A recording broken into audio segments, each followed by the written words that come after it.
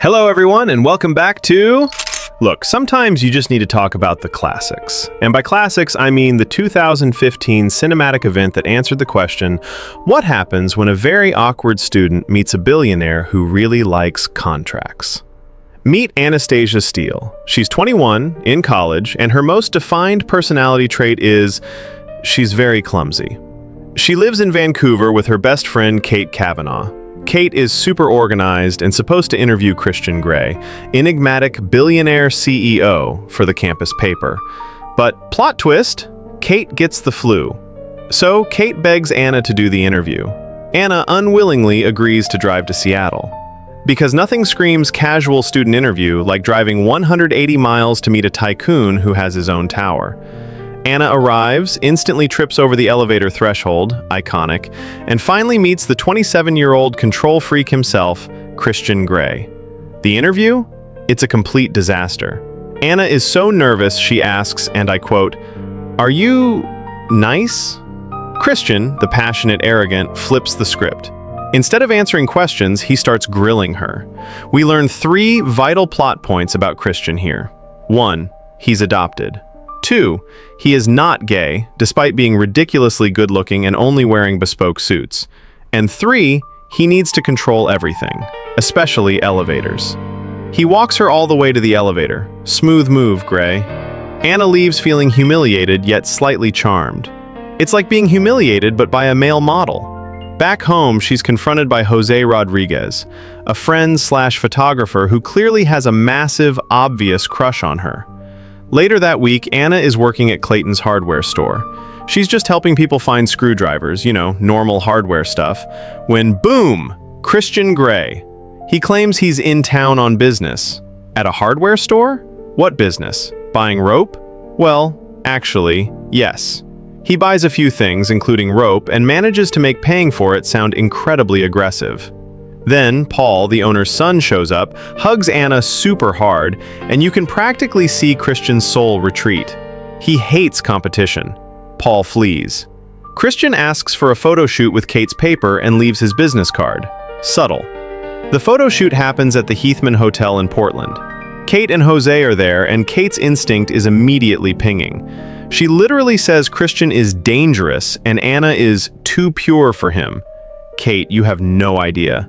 After the shoot, Christian, because he cannot stop escalating, invites Anna for coffee. They talk. Christian talks about his parents, Grace, Carrick, Elliot, Mia.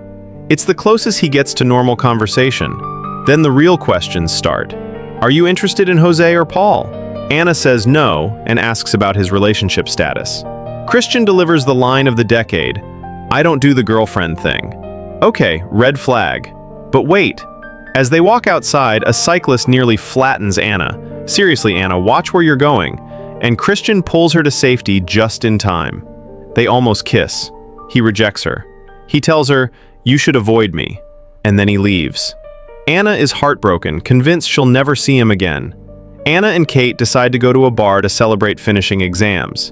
Kate ends up flirting with Elliot. Meanwhile, Christian, despite his strict rejection policy, decides to send Anna first-edition copies of Tess of the D'Urbervilles. We're talking thousands of dollars for books she might just spill coffee on. Why? Because reasons. Anna, in response, gets incredibly drunk. We are talking sloppy. Is that my finger?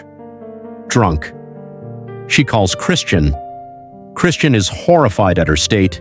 She drunkenly demands to know his motivations. Good word, bad delivery, and he demands her exact location. Anna stumbles outside where Jose is still trying to make a move. Come on, Jose, read the room. Christian arrives, breaks up the party, and Anna proceeds to vomit in a flower bed. Christian, in a rare display of actual selflessness, holds her hair back. That's love, guys. He gets her into his car, which is an Audi, of course. Elliot and Kate are busy dancing or whatever they're doing, so Christian takes Anna to his hotel. Anna wakes up the next morning in Christian's Heathman room. He tells her, 1, they didn't have sex. 2, he undressed her and had her vomit-covered clothes cleaned. They talk. He sent the books as an apology because he wants a connection but also cannot stay away from her. The math here is tricky. Anna says she wants to kiss him again. Christian's response: a hard no. He says it won't happen unless he has her written agreement. And then he says the words that launch 1,000 fan fictions. I'm going to take you to my apartment in Seattle to show you what I mean. They share one passionate elevator kiss on the way out. He drives her home and tells her they have a date that very night. This man does not waste time. Date night. Christian picks her up at work and takes her to his private helicopter, Charlie Tango, because taking an Uber is for peasants. They arrive at Escala, his super fancy building. They have some wine. He takes her to a room and makes her sign an NDA, a non-disclosure agreement. He warns her, "What I am about to show you may frighten you." This is where she could have left, guys. Instead, she goes in. Anna is taken aback, like really taken aback. This is where we learn the fundamental premise. Christian is a dominant, and he is looking for a submissive. If she agrees, she will have rules to follow, she must obey, and she will commit herself entirely to him. Punishment will happen if rules are breached. Basically, he wants to dominate her in a BDSM relationship, and she gets to be happy by pleasing him with obedience. That's the pitch. They leave the room to be professional again. Christian goes full human resources on her. He encourages her to ask questions. He gives her actual documentation on the boundaries. He also reveals a shocking stat. He's had 15 submissives before. 15! What are we running here, an academy? They keep talking, and this is where we get the real twist. Christian learns that Anna is a virgin. This completely shocks him. In a move that completely violates the proposed HR structure, he takes her to his normal room, and they proceed to have a wild, steamy hormone sandwich. Anna wakes up to find Christian playing a sorrowful tune on his piano. Why? Because he isn't used to sleeping with people. This whole situation is very confusing. The relationship begins. So they take a bath together, more romantic fooling around, and then they hear voices. Christian's mother, Grace, has arrived. Grace is very friendly, pleased to meet Anna, and comments on how much she's missed Christian. Christian seems to just tolerate this interaction. Grace leaves.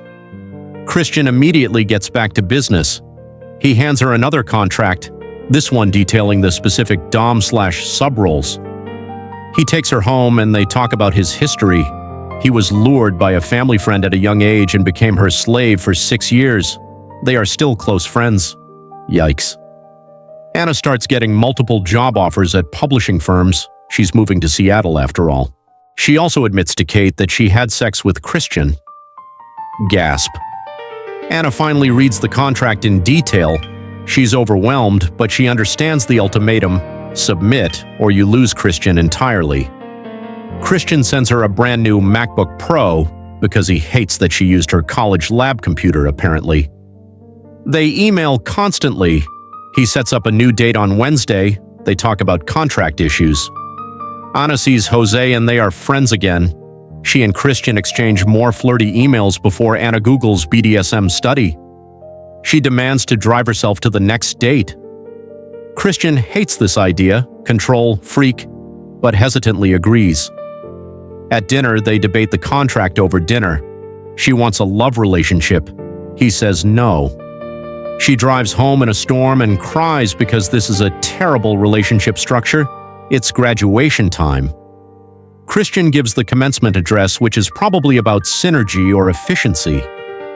Afterward, Kate introduces Christian to Anna's dad, Ray, as Anna's boyfriend. Christian's graduation gift, a new Audi. This man only communicates through expensive metal. Anna's mom, Carla, calls. She tells Anna to visit her in Georgia for a break. Anna realizes she needs time away from Christian's red room of pain and pleasure. Things escalate quickly. Christian reveals his origin story. His birth mother was a crack addict who died when he was 4. This explains a few things. Anna visits her mother in Georgia. One night, after dinner with her mom and stepdad, Anna texts Christian saying she misses him and wishes he was there. He texts back, "I miss you too. I was out for dinner with friends." Anna taunts him, texting, "What friends, Mrs. Robinson?" He tries calling. She ignores it. The next day, Anna is at a cafe with her mom when Christian shows up. In Georgia, he just found her. Anna is upset. She tells him she broke a rule in the contract. Christian's response? Don't worry about it. Don't talk about the contract for now. They go gliding, which is romantic, and then he gets a call and has to fly back to Seattle immediately. Business. Anna returns to Seattle a few days later. Christian's driver, Taylor, picks her up. He says Christian is busy. Anna visits Christian's office. He's on the phone. When she asks if everything is okay, he says, "It's nothing that concerns you." Later, they go to the Red Room. They have one more steamy hormone sandwich, followed by one more sorrowful piano session. Anna tries to touch his face. He refuses to let her. Anna is fed up. She asks him to show her how he will punish her. They go to the Red Room. He tries to punish her but doesn't feel right about it. Anna asks for the real physical agony, so Christian hits her 6 times with his belt. Anna is done. She goes to bed. Christian follows her, saying, "Don't hate me." This is where she finally hits the "I'm done" threshold. She realizes she will never be what he needs, and he will never be what she needs. Broken-hearted, she packs up all his gifts, the MacBook, the BlackBerry, and the keys to the Audi, and puts them on the breakfast bar. She demands the cash Taylor got for selling her original Beetle. She accepts Taylor's offer to drive her home. Before she leaves, he asks her one last time, "Stay." She refuses. She says, "I can't." She leaves. He watches her. Taylor drives her. And the movie ends with her curling up on her bed, crying. And that is 50 Shades of Grey. From awkward clumsiness to contractual nightmares to a helicopter ride that ended in a belt beating in an Audi. It's the cycle of life, really. Thanks for watching. If you want to see what happens next in 50 Shades Darker, yes, it somehow gets more complicated, make sure you like, subscribe, and hit the bell icon so you don't miss the next review. I'm gonna go buy some rope just to tie up this script. See you next time.